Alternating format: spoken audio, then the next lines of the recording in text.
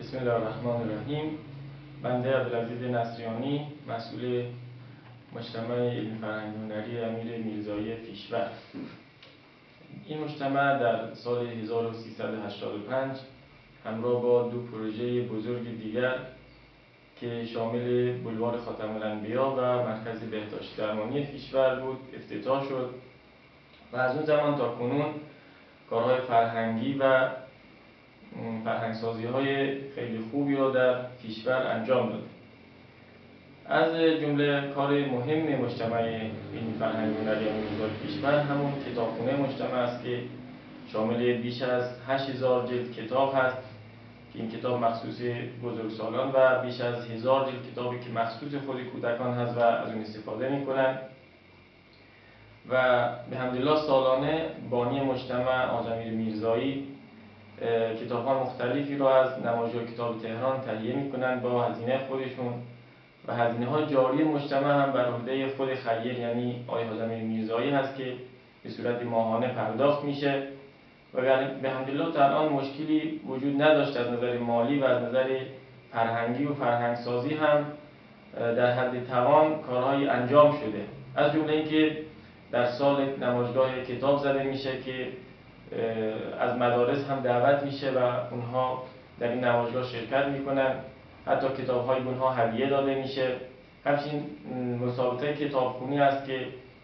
از همه عموم مردم و خصوص دانش آموزان و دانشجویان معمولا دعوت میشه در این مسابقه شرکت میکنن، جهت اینکه مردم بیشتر با کتاب و کتابخوانی آشنا بشن. به صورت ماهنامه در گذشته که الان مدتی از قطع شده و انشالله دوباره راه اندازی میشه،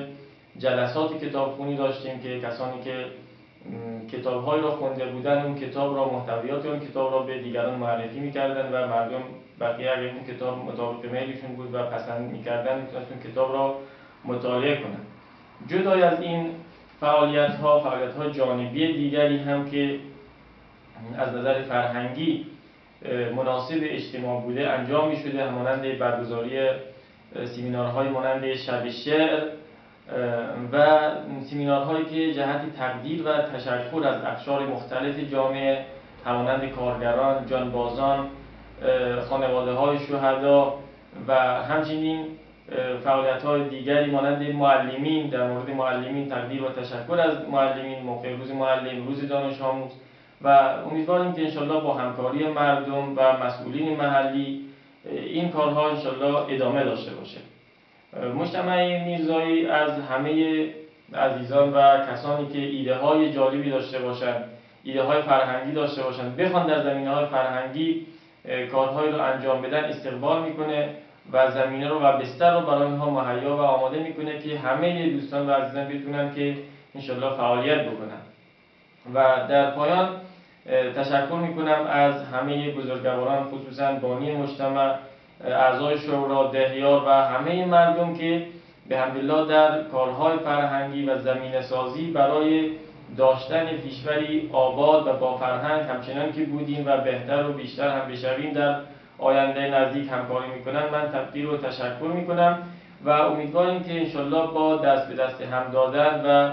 یکی بودن و همکاری های صمیمانه‌ای که در زمینه‌های مختلف داریم، هم از نظر عمرانی و هم از نظر فرهنگی، انشالله در آینده فیشوری آباد داشته باشیم و